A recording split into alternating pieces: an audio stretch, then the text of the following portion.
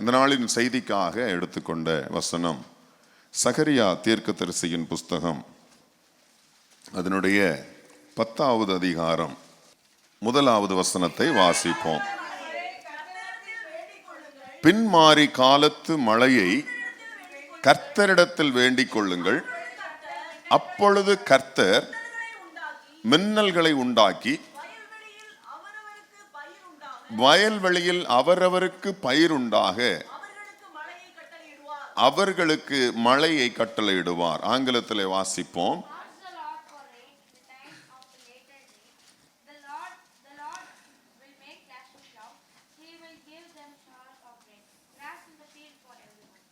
ஆமென், ஹல்லேலூயா. ஆண்டவர் கொடுத்த வார்த்தைகளுக்காக கர்த்தரை நான் ஸ்தோத்தரிக்கிறேன். கர்த்தர் தாமே நம்மோடு கூட பேசுவாராக. நான் வாசித்த இந்த வசனத்திலே, 1வது வசனத்திலே சகரியா தீர்க்க தரிசனமாக சொன்ன ஒரு வசனம், பின்மாறி காலத்து மழையை கர்த்தரிடத்தில் வேண்டிக் கொள்ளுங்கள். Praise the Lord. நீங்கள் ஜெபிக்க வேண்டும். எதற்காக ஜெபிக்க வேண்டுமாம்? பின்மாறி காலத்து மழைக்காக.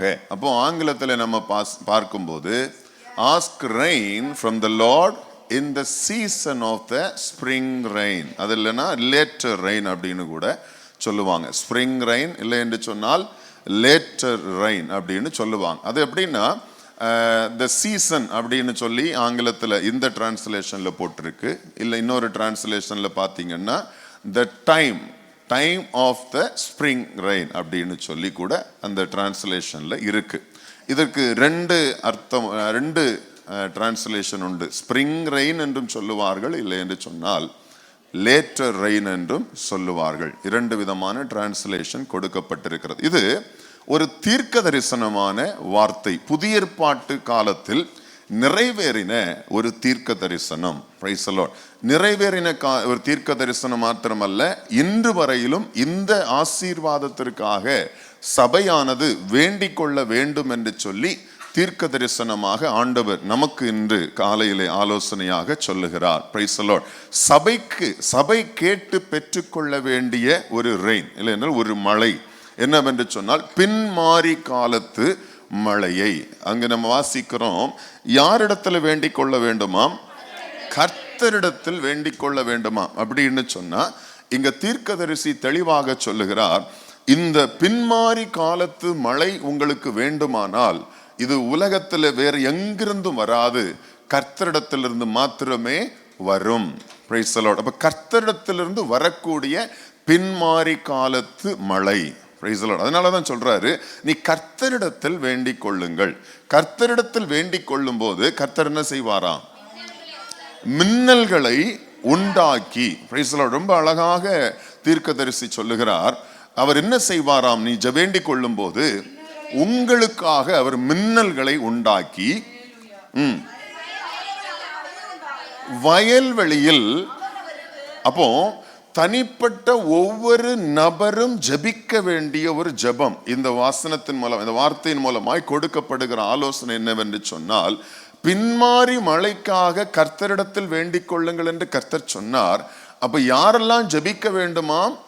எல்லாரும் அவரவர் தனிப்பட்ட ஒரு ஜெப குறிப்பாக இதை நீங்கள் ஏறெடுக்க வேண்டும் என்று சொல்லுகிறார். ஏனென்று சொன்னால் வயல்வெளியில் அவரவருக்கு பயிருண்டாகும்படி. அல்லேலூயா. அப்போ ஒரு கேதரிங்ல அல்ல, ஒரு சபை கூடுதலில் அல்ல, நீங்கள் ஒவ்வொருவரும் தனிப்பட்ட விதத்தில் நீங்கள் கேட்க வேண்டிய ஒரு விண்ணப்பம், நீங்கள் ஜெபிக்க வேண்டிய ஒரு விண்ணப்பம், பின்மாறி காலத்து மழையை கர்த்தரிடத்தில் வேண்டிக் கொள்ளுங்கள். நீங்கள் வேண்டிக் கொள்ளும் போது கர்த்தர் என்ன செய்வாராம்? மின்னல்களை உண்டாக்கி, அடுத்தது என்ன செய்வாராம்? வயல்வெளியில் அவரவருக்கு பயிருண்டாக அவர்களுக்கு மழையை கட்டளையிடுவார். அல்லேலூயா. அப்போ ஆண்டவர் என்ன செய்வாரு? விண்ணப்பம் பண்ணுகிற அவரவருக்கு, யாரெல்லாம் விண்ணப்பம் பண்ணுகிறார்களோ அவர்கள் எல்லாருக்கும் கர்த்தர் என்ன செய்வாராம்? அவருடைய வயல்வெளியிலே பயிருண்டாகும்படி மழையை கட்டளையிடுவேன் என்று கர்த்தர் வாக்கு பண்ணி இருக்கிறார். இந்த நாளிலே ஆலோசனையாக சபைக்கு நான் சொல்லுகிற காரியம், உங்களுக்கு அநேக விண்ணப்பங்கள் இருக்கலாம், அநேக தேவைகள் இருக்கலாம், அநேக எதிர்பார்ப்புகள் இருக்கலாம். புது வருடத்திலாகிலும் இது நடந்து விடாதா என்கிற ஒரு எதிர்பார்ப்பு கர்த்தரிடத்தில் உங்களுக்கு இருக்கலாம். ஆனால் கர்த்தர் சொல்லுகிறார், இது எல்லாவற்றை பார்க்கலும் நீங்கள் விண்ணப்பம் பண்ண வேண்டிய ஒரு முக்கியமான விண்ணப்பம் என்னவென்று சொன்னால், பின்மாறி காலத்து மழைக்காக நீங்கள் விண்ணப்பம் பண்ண வேண்டும் என்று கர்த்தர் சொல்லுகிறார். அல்லேலூயா. அப்போ நாம் விண்ணப்பம் பண்ணும்போது, நாம் ஜெபிக்கும் போது, வானத்தையும் பூமியையும் உண்டாக்கின சர்வ வல்லமை உள்ள தேவன் நம்முடைய ஜெபத்திற்கு பதில் தருவது எப்படியாம்? அவர் நமக்காக மின்னல்களை உண்டாக்குவார், அவர் நமக்காக மேகங்களை உண்டாக்குவார், அவர் நமக்காக மழையை வர்ஷிக்க பண்ணுவார். அவர் மழையை வர்ஷிக்க பண்ணும் போது அது நம்முடைய வயல்வெளியிலே அந்த மழை பெய்து ஒவ்வொருடைய வயல்வெளியிலும் பயிருண்டாகும்படி கர்த்தர் செய்வேன் என்று சொல்லி வாக்கு பண்ணுகிறார். ஹல்லேலூயா.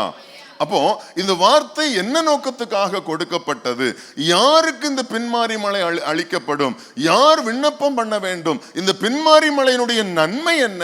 இதனுடைய தீர்க்க தரிசன நிறைவேறுதல் என்ன என்பதை இந்த நாளில் ஆண்டவர் நம்மோடு கூட பேசுவாராக. ஹல்லேலூயா.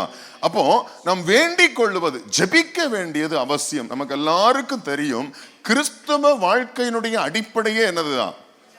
ஜபம். என்ன வேண்டுமானாலும் சிலர் சொல்லுவாங்க, கிறிஸ்தவ ஆவிக்குரிய தலைவர்களை சொல்லுவாங்க, ஆவிக்குரியவர்களை சொல்லுவாங்க, கர்த்தருக்கு எல்லாவற்றையும் கொடுக்க தெரியும், அவர் தம்முடைய பிள்ளைகளுக்கு எல்லாவற்றையும் அவர் கொடுக்க அறிந்திருக்கிறார், நீங்க ஜெபிக்க வேண்டிய அவசியம் இல்லை என்று சொல்லி நீங்கள் கூட சிலர் சொல்லி கேள்விப்பட்டிருக்கலாம்.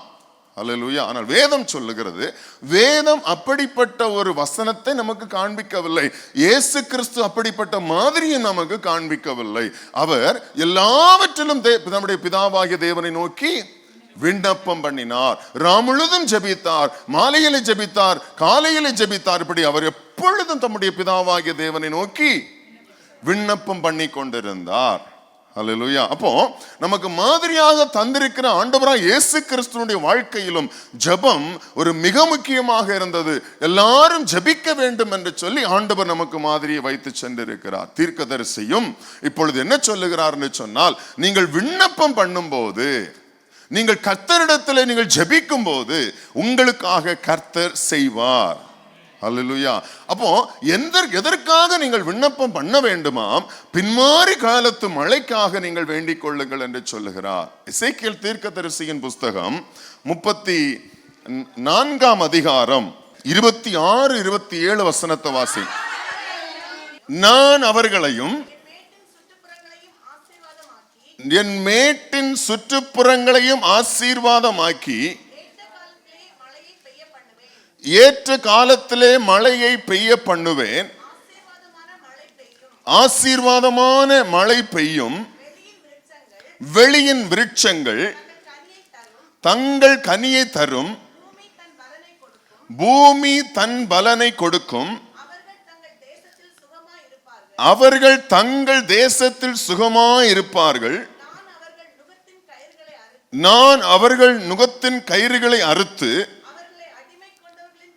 அவர்களை அடிமை கொண்டவர்களின் கைக்கு அவர்களை நீங்களாக்கி விடுவிக்கும் போது நான் கர்த்தர் என்று அறிந்து கொள்ளுவார்கள். எசேக்கியேல் சொல்றாரு, என்ன சொல்றார்? நான் அவர்களையும் என் மேட்டின் சுற்றுப்புறங்களையும் ஆசீர்வாதமாக்கி. அல்லேலூயா.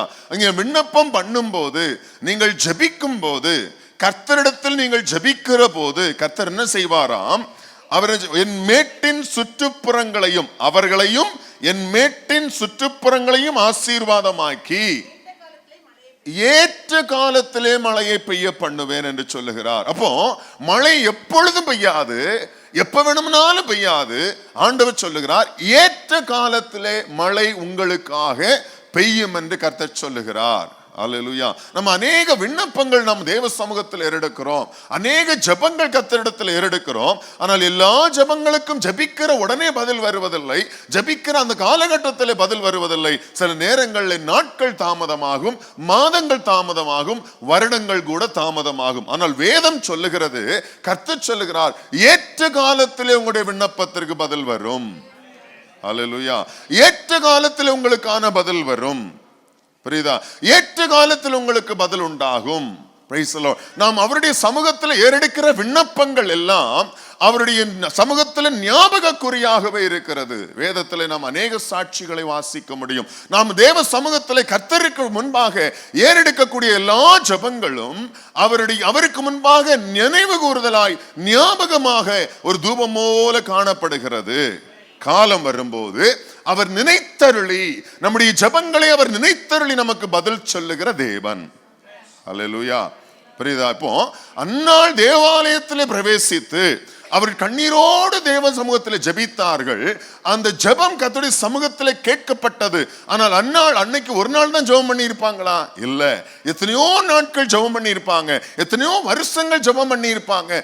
அன்று ஒரு நாள் அவர்கள் மனக்லேசத்தோடு, அவர்கள் மனவேதனையோடு ஆலய பிரகாரத்தில் பிரவேசித்து, ஹல்லேலூயா, அடியாருடைய சிறுமையை கண்ணோக்கி பாரும் என்று சொல்லி விண்ணப்பம் பண்ணின போது நாம் 1ஆம் அதிகாரம் சாமுவேலின் புஸ்தகத்தில் வாசிக்க முடியும். தேவன் அந்நாளை நினைத்தருளினார். ஹல்லேலூயா. ஏற்ற காலம் வந்தபோது ஆண்டவர் நினைத்தருளினார். அந்நாளை ஆசீர்வதிக்க வேண்டும் என்ற ஏற்ற காலம் வந்தபோது கர்த்தர் அந்நாளுடைய ஜெபத்தை நினைத்தருளினார். எத்தனை பேருக்கு விசுவாசம் உண்டு? என்னுடைய ஜெபத்தை கர்த்தர் நினைத்தருளுவார். என் ஜெபம் தேவ சமூகத்தில் நினைக்கப்படும். அது எப்போ நினைக்கப்படும்? ஏற்ற காலம் என்று கர்த்தர் வைத்திருப்பார். ஏற்ற ஒரு நாள் என்று கர்த்தர் வைத்திருப்பார். அந்த நாளிலே கர்த்தருடைய சமூகத்திலே நம்முடைய ஜெபம் நினைக்கப்படும். நினைக்கப்படும் போது ஆண்டவர் அந்நாளுக்கு ஆசீர்வாதத்தை கொடுத்தார். இங்க நம்ம வாசித்தோம் எசேக்கியேலிலே, ஏற்ற காலத்தில் கர்த்தர் என்ன செய்வாராம்? மழையை பெய்ய பண்ணுவார். அடுத்தது சாதாரணமாக அல்ல, வேதம் சொல்லுகிறது ஆசீர்வாதமான மழை உங்களுக்கு பெய்யும். ஹல்லேலூயா. அப்போ ஆண்டவர் ஏற்ற காலத்தில் செய்கிற நன்மைகள் அது உங்களுக்கு ஆசீர்வாதமாக இருக்கும். ஹல்லேலூயா. ஏற்ற காலத்தில் கர்த்தருக்கு வருகிற நன்மைகள் அது ஆசீர்வாதம் உள்ளதாக இருக்கும். நிச்சயமாகவே கர்த்தர் அப்படிப்பட்ட ஆசீர்வாதங்கள் உங்களுக்கு தருவார். இனி அது உங்களுக்கு மாத்திரமல்ல ஆசீர்வாதம், உங்களோடு இருக்கக்கூடிய சகல மிருக ஜீவன்களுக்கும் என்று சொல்லி அடுத்த வசனத்தில் வாசித்தோம். அப்படித்தானே? என்ன சொல்றது வசனம்? வெளியின் விருட்சங்கள், அதாவது உங்களுடைய விருட்சங்கள் என்ன செய்யும்? ஆசீர்வாதமான மழை பெய்யும் போது உங்களுடைய விருட்சங்கள் தங்கள் கனியை கொடுக்கும். உங்களுடைய பூமி உங்களுக்கு பலனை தரும். என்ன செய்வார்களாம்? அவர்கள் தங்கள் தேசத்தில், ஹல்லேலூயா, நீங்கள் இருக்கிற தேசத்தில், நீங்கள் குடியிருக்கிற தேசத்தில், வாசமா இருக்கிற தேசத்தில் எப்படி இருப்பீங்க? சுகமாயிருப்பீர்கள் என்று வேதம் சொல்லுகிறது. அடுத்து என்ன சொல்றாரு ஆண்டவர்? உங்களுடைய பாரங்கள் எல்லாவற்றையும் அவர் நீக்கி உங்களுடைய எல்லா அடிமைத்தனத்தில் இருந்து நீங்களாக்கி விடுவித்து நானே கர்த்தர் என்று சொல்லி அவர் அறிய பண்ணுவார். ஹல்லேலூயா. அப்ப நம்முடைய விண்ணப்பத்திற்கு கர்த்தர் என்னெல்லாம் செய்வேன் என்று சொல்லுகிறார். ஹல்லேலூயா. நீங்க மாத்திரமல்ல, உங்களுடைய வெளியின் விருட்சங்கள் என்ன கொடுக்கும்? கனி கொடுக்கும். உங்களுடைய பூமி உங்களுக்கு என்ன கொடுக்கும்? பலன் தரும். உங்களுடைய நுகத்தின், உங்களுடைய பாரங்களை கர்த்தர் செய்வார்? முறித்து, ஹல்லேலூயா, எல்லா விதமான அடிமைத்தனத்திலிருந்து கர்த்தர் உங்களை விடுதலையாக்கி உங்களுக்கு நானே கர்த்தர் என்று சொல்லி கர்த்தர் தம்முடைய நாமத்தை மகிமைப்படுத்தும்படியாய் அவர் உங்களுக்கு வெளிப்படுவார். ஹல்லேலூயா. புரியுது? அப்ப ஜபிக்கிற ஜபங்களுக்கு ஒரு நாளும் என்ன செய்யாது? கர்த்தரின் பதில் வராமல் போகாது. எரேமியா தீர்க்கதரிசியின் புஸ்தகம் 14ஆம் அதிகாரம் 22ஆம் வசனத்தை வாசிங்க. புற ஜாதிகளுடைய வீணான தேவர்களுக்குள் மழை வர்ஷிக்க பண்ணத்தக்கவர்கள் உண்டோ? அல்லது வானங்கள் தானாய் மழையை கொடுக்குமோ? எங்கள் தேவனாகிய கர்த்தராயிருக்கிற நீர் அல்லவோ அதை செய்கிறவர். ஆகையால் உமக்கு காத்திருக்கிறோம். தேவரீர் இவைகளை எல்லாம் உண்டு பண்ணினீர். ஹல்லேலூயா. இங்க நம்ம நல்லா தெரிஞ்சுக்கணும். இப்ப நமக்கு இன்னைக்கு இருக்க காலகட்டத்தில் நமக்கு பருவகால மழைகள் இல்லை, அப்படித்தானே? பருவ காலத்துக்குரிய மழைகள் இல்ல. இந்த பருவகால மழை எதனால போச்சுது? மனுஷங்களுடைய சுயநலம், மனிதர்களுடைய சுயநலத்தினாலதான் இன்னைக்கு நமக்கு பருவ காலங்களில் பெய்யக்கூடிய மழைகள் பெய்யாமல் இருக்கிறது. ஹல்லேலூயா. விதை விதைக்கிறவர்கள், நமக்கு விவசாயம் பண்றவங்க இருக்காங்க இல்லையா, விவசாயம் பண்றவங்ககிட்ட கேட்டீங்கன்னா சொல்லுவாங்க, கரெக்டா அந்த நாள்ல மழை வருங்க அப்படின்னு சொல்லுவாங்க. வானிலை அறிக்கை எப்பவுமே சரியா இருக்காது. பார்த்திருக்கீங்களா? நம்ம ஊர்ல ஒருத்தர் இருப்பார், இப்படிதான் திரும்பார், இன்று மழை வரும் அப்படின்னு சொல்லுவார், கடினமான புயல் இருக்கும் அப்படின்னு சொல்லுவார். ஆனா அவர் சொல்லி ஒரு நாளாவது நடந்திருக்கா? நடந்ததே கிடையாது. இப்ப இவர் பாத்தீங்கன்னா சென்னையில பயங்கரமான மழை இருக்குன்னா பாண்டிச்சேரியில மழை பெய்யுது, சென்னையில கடுமையான வெயில் அடிக்குது. புரியுதா? சென்னை வாசிகள் தாராளமா வெளியே போங்க, இன்னைக்கு மழை வராதுன்னு சொன்னா அன்னைக்குதான் புயலே வருது. அல்லேலூயா. இப்படி எல்லாம் மாறிடுச்சு இல்லையா? ஆனா அந்த காலகட்டங்களில் இந்த விவசாயம் பண்ணக்கூடியவர்கள் இந்த பருவ காலத்துக்கு ஏற்றது போல விவசாயம் செய்கிறவர்கள் இல்லையா? நீங்க பாத்தீங்க அப்படின்னா நல்ல வெயில் அடிச்சிட்டு இருக்கோம், ஒரு ஒரு குறிப்பிட்ட காலம் வரும்போது வயல்ல இறங்கி எல்லா களைகளை பிடுங்கி மண்ணை எல்லாம் நல்ல உழுவாங்க. உழுது அதை என்ன செய்வாங்க, மண்ணை எல்லாம் நல்லா போட்டு பொடியாக்கி அப்படி பதப்படுத்தி வச்சிருப்பாங்க மண்ணை. புரியுதா? கரெக்டா அப்படி மழை தொடங்கிறதுக்கு முன்னாக அதை என்ன செஞ்சு மண்ணை ஆயுத்தப்படுத்தி வச்சிருப்பாங்க. பார்த்துருப்பீங்க இல்லையா? வயல்வெளியை பார்த்துருக்கீங்களா? பார்த்துருக்கீங்க. அந்த வயல்வெளிகளை எல்லாவற்றையும் என்ன பதப்படி கரெக்டா அவங்க எதிர்பார்க்கிறது போல அவங்க சொல்லுவாங்க, நாளைக்கு மழை வரும் அப்படின்னு சொல்லும்போது இவங்க விவசாயிகள் மழை வரும்னு சொல்லுவாங்க, அங்க அவர் சொல்லுவார் மழை வராது அப்படிம்பார். பாத்தீங்கன்னா விவசாயி சொல்றது போல மழை வந்திருக்கும்.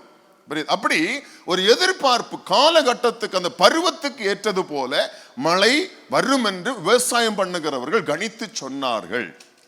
சரி, இப்படி சொன்னாங்கல்ல, இங்க என்ன நடக்குது? இப்படி கணிச்சு சொன்னாங்க இல்லையா?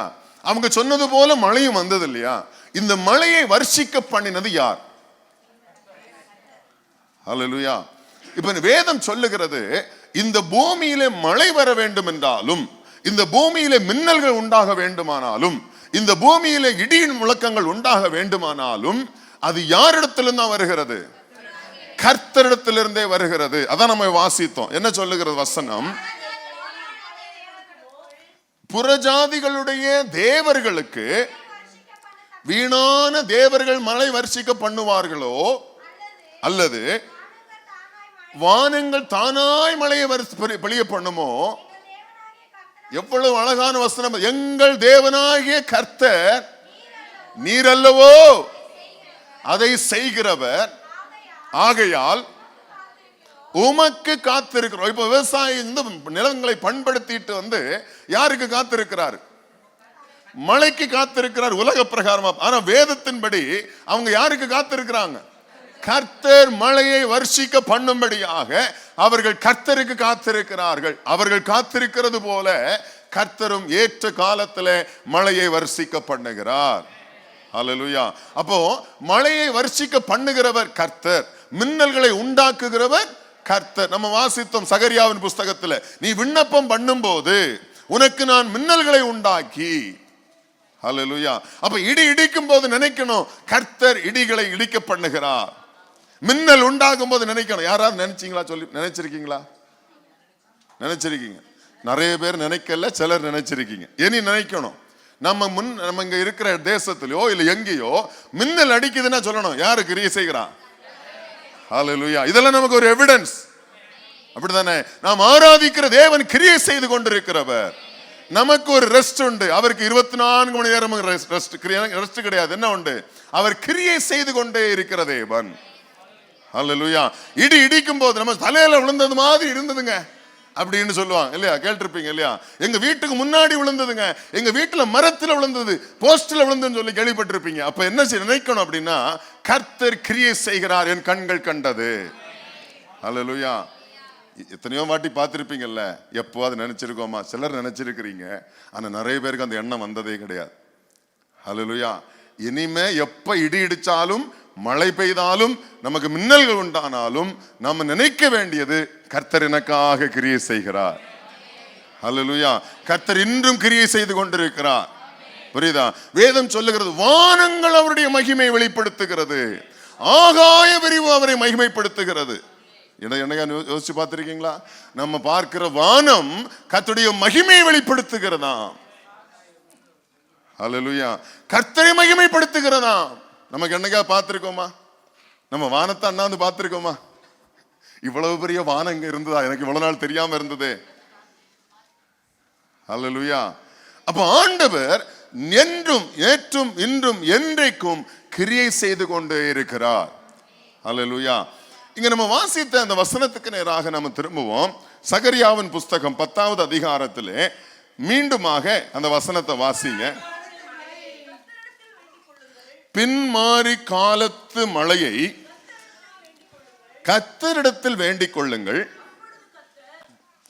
அப்பொழுது கர்த்தர் மின்னல்களை உண்டாக்கி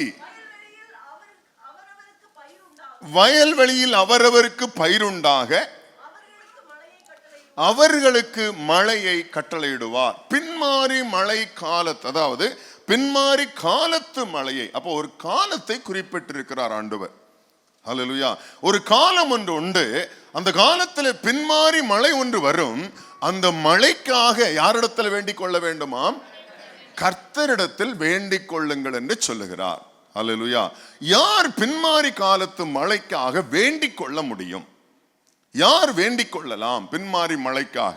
ஹல்லேலூயா. வாசிங்க. நீங்க யோவேல் எழுதின புஸ்தகம், யோவேலின் புஸ்தகம், அதனுடைய 2வது அதிகாரம், அதிலிருந்து 21வது வசனத்திலிருந்து வாசிங்க.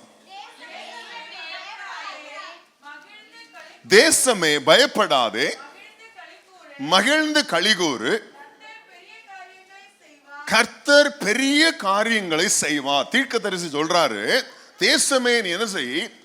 பயப்படாதே, மகிழ்ந்து களிகூறு, கர்த்தர் பெரிய காரியங்களை செய்வார். அடுத்தது வாசிங்க, நல்லா கவனிங்க.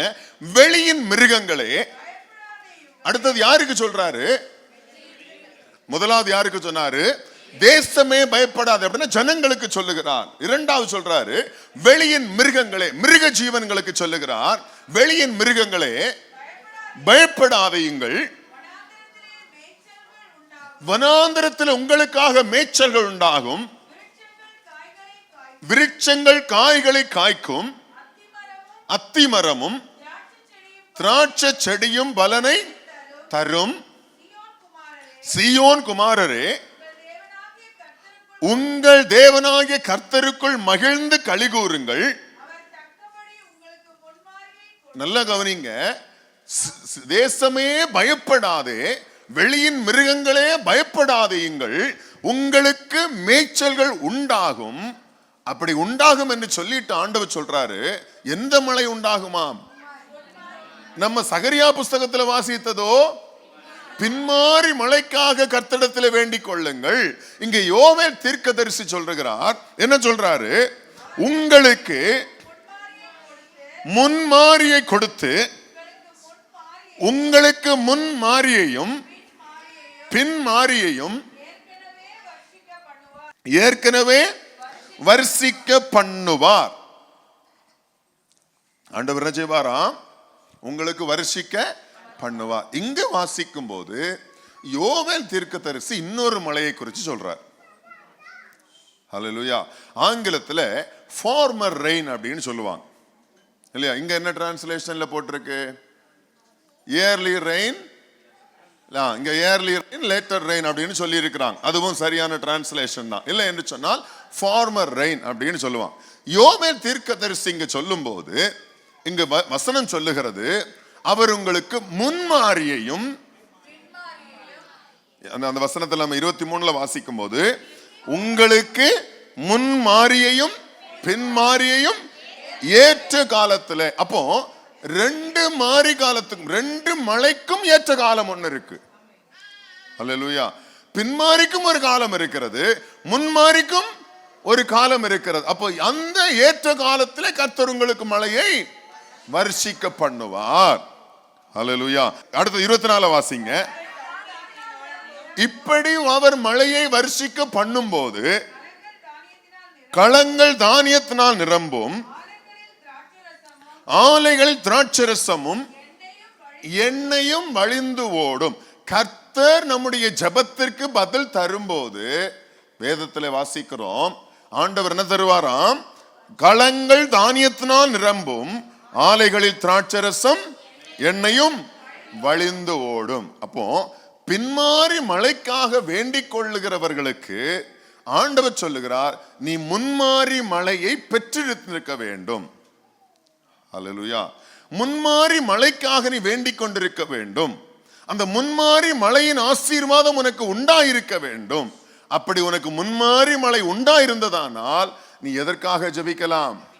பின்மாறி மழைக்காக ஜெபிக்கலாம். உங்களுக்கு புரியும்படி சொல்றேன். இப்போ இஸ்ரவேல் தேசத்துல ஏன் அப்படி இந்த தீர்க்கதரிசி பேசுறாரு அப்படின்னா, இஸ்ரவேல் தேசத்துல நாம் சொன்னோம் பாத்தீங்களா, ஒரு 40 வருஷத்துக்கு முன்னாடி நம்ம வானம் பார்த்து விவசாயம் பண்ணுகிறவர்கள், அப்படித்தானே? நம்ம ஊர்ல அப்படித்தானே சொல்லுவாங்க, வானம் பார்த்து வாழ்றவங்க நாங்க, வானம் பார்த்து பிழைக்கிறவங்க அப்படின்னு சொல்லுவாங்க. விவசாயிகளை கேட்டீங்கன்னா அப்படித்தானே சொல்லுவாங்க. கேள்விப்பட்டிருக்கீங்களா? வானத்தை பார்த்து பிழைக்கிறவங்க நாங்க அப்படின்னு சொல்லுவாங்க இல்லையா? இஸ்ரவேல் தேசத்திலும் இந்த முறை அப்படியே கடைபிடிக்கப்பட்டது. அல்லேலூயா. அந்த தேசமும் வானத்தை பார்த்து ஆசீர்வாதத்தை பெற்றுக் கொண்டவர்கள். எப்படின்னா, பருவமழை கரெக்டாக, நான் சொன்னது போல அவர்களுக்கு கரெக்டா குறிப்பிட்டப்பட்ட அந்த காலகட்டத்துக்கு சரியாக மழை பெய்யுமா. புரியுதா? அங்க 2 மழை மிக முக்கியமான மழை விவசாயம் பண்ணுகிறவர்களுக்கு. என்ன மழை அப்படின்னா, முன்மாரியும் பின்மாரியும். இது எப்ப எல்லாம் பெய்யுமா? இந்த விதைப்பதற்கு இவர்கள் ஆயத்தமாகறாங்க. நான் சொன்னேன் பாத்தீங்களா, விவசாயி நிலத்தை என்ன பண்ணுவாரு? வறண்டு கிடக்கிற நிலத்தை என்ன பண்ணுவாரு? உழுது அந்த இருக்க களைகள் எல்லாம், கல்லு எல்லாத்தையும் பொறுக்கி எல்லாவற்றையும் பண்படுத்தி வச்சுட்டு வெயிட் பண்ணிட்டு இருப்பார். எதுக்காக? ஒரு மழை வரும், அவங்களுடைய எதிர்பார்ப்பின்படி அந்த காலகட்டத்துக்கு ஏற்ப அந்த மழை வரும். இப்போ இதே பழக்கம் தான் இஸ்ரவேல்ல இருந்ததா. புரியுதா? அப்போ விதைப்பதற்கு முன்னாக இல்ல, அந்த அந்த காலகட்டத்தில் இருந்து அவங்க மண்களை பதப்படுத்தி காத்திருக்கிறாங்கல்ல, இந்த காலகட்டத்திலிருந்து அறுவடை செய்கிற வரையிலும் இவங்களுக்கு மழை அவசியம். புரியுதா? இந்த மழை எப்ப பெய்யும்? முன்மாறி, அதாவது முதலாவதாக மழை எப்ப பெய்யுமா? இவங்க நிலத்தை பண்படுத்தி ஆயத்தப்படுத்தி வைத்திருக்கிற போது மழை பெய்யுமா. மழை பெய்ய ஆரம்பி. இந்த மழை எப்படி அடிக்குமா? ரொம்ப ஹெவியா பெய்யுமா. நல்ல ஹெவியா பெஞ்சி நிலங்கள் எல்லாவற்றையும் பண்படுத்தி, நிலங்களுக்கு எல்லாம் நல்ல தண்ணீர் கொடுத்து, அப்படியே ஹெவியா பெஞ்சி அப்படியே மழை கொஞ்சம் கொஞ்சமா ஓயும். ஒரு 6 மாத காலம் விதைக்கிற காலம்னு வைங்களேன், விதைத்து அறுவடை செய்கிற காலம்னு வைங்க. அதுக்கப்புறம் ஒரு 2 மாத காலம், அதாவது 2 மாத காலம் நல்ல மழை பெய்யும். அப்போ விவசாயிகள் என்ன பண்ணுவாங்க? விதைப்பார்களாம். விதைத்து விவசாயிகள் எல்லா நிலங்களையும் விதைத்து இந்த எல்லாம் ரெடி பண்ணுவாங்க. அடுத்தது ஒரு 2 மாத காலம் மழை இருக்காது. புரியுதா? அப்போ இந்த விதைக்கப்பட்ட விதைகள் என்ன செய்யும்? இப்போ முளைத்து, இப்போ ஒரு கோதுமை விளைய வச்சிருக்காங்க, நெல் விளைய வச்சிருக்காங்கன்னா இது முளைத்து அது வளர ஆரம்பிக்கும் இல்லையா? இப்போ அந்த தண்ணீர்னால, நல்ல தண்ணீர்னால அது முளைத்து வளர ஆரம்பிக்குது. வளர்ந்து அப்படி கொஞ்சம் கொஞ்சமா வளர்ந்து வந்துட்டு இருக்கு. இப்போ பார்த்தீங்கன்னு சொன்னா ஒரு 4 மாசம் போனதுக்கு பிற்பாடு என்ன வரும்? கதிர் வரும் இல்லையா? கரெக்ட் தானே? ஆம், கதிர் வரும். கதிர் வந்து அது முளையிட்டு கதிர் வந்து ஒரு அரை பருவம், அதாவது அரை விளைச்சல் சொல்ல, அரை விளைச்சல், பாதி விளைச்சல் பருவம் வரும்போது ஆண்டவர் திரும்ப ஒரு மழையை அந்த தேசத்துல அனுப்புவாராம். புரியுதா? அந்த தேசத்துல அந்த 2வது ஒரு மழை வருது பாருங்க. இந்த மழை ரொம்ப ஹெவி ரெயினா வராதான், ஆனா அந்த மிதமான மழையா பெஞ்சுக்கிட்டே இருக்குமா. அது எது வரைக்கும் பெய்யுமா? அந்த விதை முளைத்து அந்த அரை பருவத்தில் இருக்கிறது, அது முத்துகிற வரையிலும், அது விளையிற வரைக்கும் அந்த மழை பெஞ்சுக்கிட்டே இருக்குமா. அறுவடை காலம் வரும்போது, அறுவடைக்கென்று காலம் வருகிற கொஞ்ச நாளைக்கு முன்னாடி மழை ஸ்டாப் ஆயிருமா. எவ்வளவு ஒரு பெர்ஃபெக்டா இருக்கு பாத்தீங்களா? அல்லேலூயா.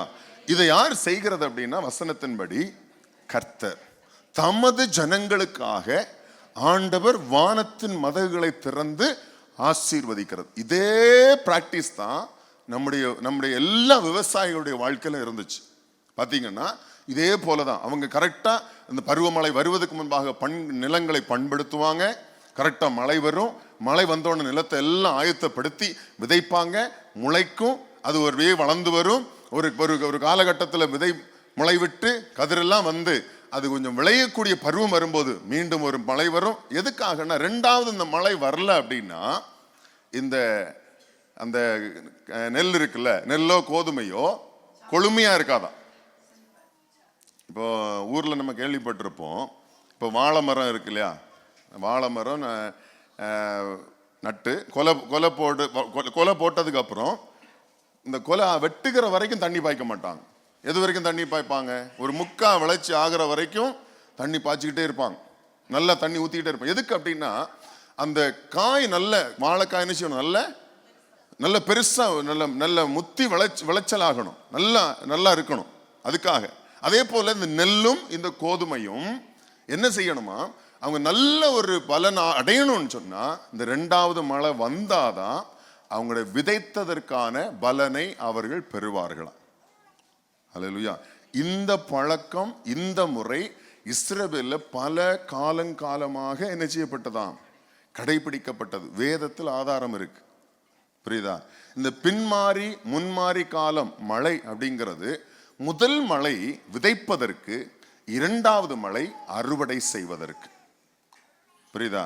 அப்போ இரண்டாவது மழைக்காக நாம் வேண்டிக் கொள்ள வேண்டுமானால் முதல் மழை என்ன செஞ்சிருக்கணும், நமக்கு பெஞ்சிருக்கணும். புரிஞ்சிருக்கும்னு நினைக்கிறேன். அல்லேலூயா. முதல் மழை என்பது எதற்கு அப்படின்னா விதைப்பதற்கு. இந்த முதல் மழை பெய்யாவிட்டால் அவர்களால் விதைக்கவே முடியாது, விதைக்க முடியாது முதலாவது. இரண்டாவது மழை பெய்யாவிட்டால் விதைத்ததற்கான பலனை அறுவடை செய்யவோ அனுபவிக்கவோ முடியாது. அல்லேலூயா. இது நம்ம காலகட்டத்தில் பார்க்க, என்ன விவசாயம் செய்தாலும் சரி, என்ன நிலத்துல என்ன விவசாயம், எந்த நிலத்துல எந்த விவசாயம் பண்ணாலும் சரி, இந்த ரெண்டு மழையும் விவசாயத்திற்கு இல்லை நிலத்திற்கு அவசியம். பருவ காலத்தில் பெய்யக்கூடிய மழை, இல்லை என்று சொன்னால் ஏற்ற காலங்களில் பெய்யக்கூடிய மழை. இப்போ முதல் மழை எதற்கு, முன்மாறி மழை எதற்கு, விதைப்பதற்கு. இரண்டாவது மழை எதற்கு, அறுவடை செய்வதற்கு, இல்லை என்றால் பலனை பெற்றுக் கொள்ளுவதற்கு. இப்போ பின்மாறி காலத்து மழைக்காக வேண்டிக் கொள்ளுங்கள்னு சகரியா சொன்னார் இல்லையா? அப்ப யார் வேண்டிக் கொள்ளணும்? முதல் மழையை பெற்றவர்கள், முன்மாரியை பெற்றுக் கொண்டவர்கள் இரண்டாவது மாரிக்காக என்ன செய்யணும், விண்ணப்பம் பண்ணணும். அப்ப சகரியா சொன்னார் இல்லையா, பின்மாறி காலத்து மழைக்காக வேண்டி கர்த்தரிடத்தில் வேண்டிக் கொள்ளுங்கள். யார் வேண்டிக் கொள்ள முடியும்? ஏற்கனவே முன்மாறி மழையை பெற்றவர்கள். அல்லேலூயா. அவங்க என்ன பண்ணிருப்பாங்க, முன்மாறி மழையை பெற்று விதைத்திருப்பார்கள். அல்லேலூயா. விதைக்கப்பட்டது இப்ப முன்மாறி மழை நிமித்தமாக முளைவிட்டது, அது வளர்ந்து கொண்டிருக்கிறது. இப்போ எல்லா விவசாயியோட எதிர்பார்ப்பு என்னது? இப்போ 1000 வாழை நடுறாங்க அப்படின்னா அதுல ஒண்ணு உடைஞ்சு போனா கூட அவனுக்கு கஷ்டம், அது அவங்களால ஏற்றுக்கொள்ள முடியாது, அது பெரிய நஷ்டத்தை உண்டாக்காது. ஆனா மனதளவில் அதை நிச்சய முடியாது. சே ஒண்ணு போயிருச்சே பேசுவாங்க அவங்க, ஏன்னா அந்த இருதயம் அப்படி, புரியுதா?